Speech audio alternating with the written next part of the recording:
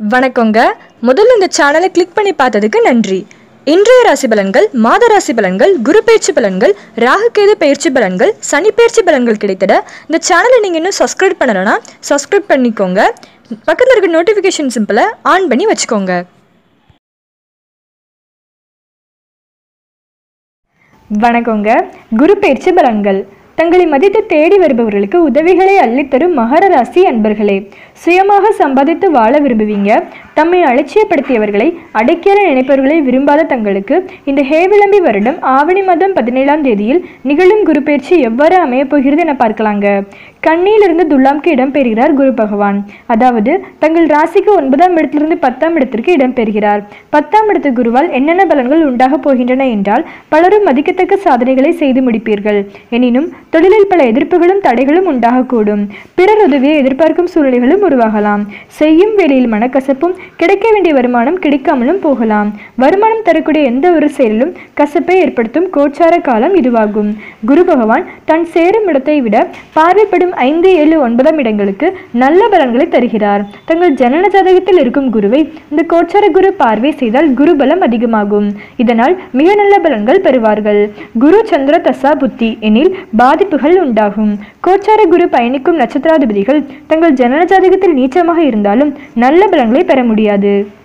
தாயாரால் தங்களுக்கும் தங்களால் தாயாருக்கும் அனுகூலங்கள் உண்டாகும். அரசாங்கத்தால் அனுகூலம் பெறுவீங்க.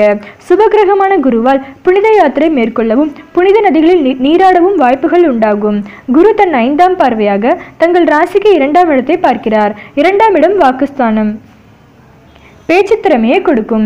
அரசியல்வாதிகள், ஆன்மீக சொற்பொழிவாளர்கள் தங்கள் பேச்சு திறமையால் பேரும் புகழும் பெறுவார்கள்.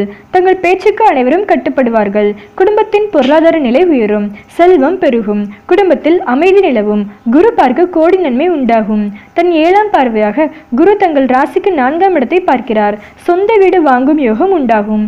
வாகன வசதிகளும் வேலையாட்களும் கிடைக்கும் யோகம் உண்டு. தங்கள் லட்சியங்களை அடைவீங்க.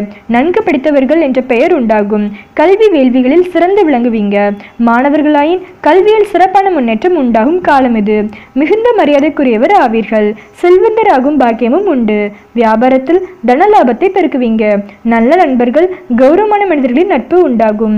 குரு தன் 9ஆம் பார்வையாக 6ஆம் இடத்தை பார்க்கிறார். 6ஆம் இடம் ருண ரோக சத்ருஸ்தானம். அசுப கிரகங்களையும் குரு தன் பார்வையால் தீய பலன்களை தடுக்கும் ஆற்றல் உடையவர். 6ஆம் இடத்தின் அசுப பலன்களை தன் பார்வையால் சுப பலன்களாக தரச் செய்பவர். இதனால் மருத்துவ செலவுகள் நீங்கும். கடன் தொல்லைகள் இருந்தால் விலகிவிடும். எதிரிகளின் தொல்லைகளும் போட்டிகளும் நீங்கும். கோர்ட்டில் இருந்து வந்த வழக்குகள் முடிவுக்கு வந்துவிடும். தொழிலில் உண்டாகும் தடைகளை தவிர்க்கவும், குரு பகவானின் அருளை பெறவும் வியாழக்கிழமை விரதமிருந்து தட்சிணாமூர்த்தி வழிபாடு செய்வதும், சித்தர்கள், மகான்கள், குருமார்கள் இவர்களின் ஜீவ சமாதிக்கு சென்று வழிபட்டு வருவதாலும் நலம் பெறும் வாய்ப்பு உண்டாகுங்க. குருவுக்கு உரிய மரம் அரச மரமாகும். தினசரி அதிகாலையில் அரச மரத்தை சுற்றி வந்தாலும் குரு தோஷம் நீங்கி குரு அருள் பெறலாம். மகர ராசிக்கான குரு பயிற்சி பலன்களை பார்த்தோம். மேலும் பல பயனுள்ள பதிவுகளோடு உங்களை மீண்டும் சந்திக்கிறேன். நன்றி, வணக்கங்க.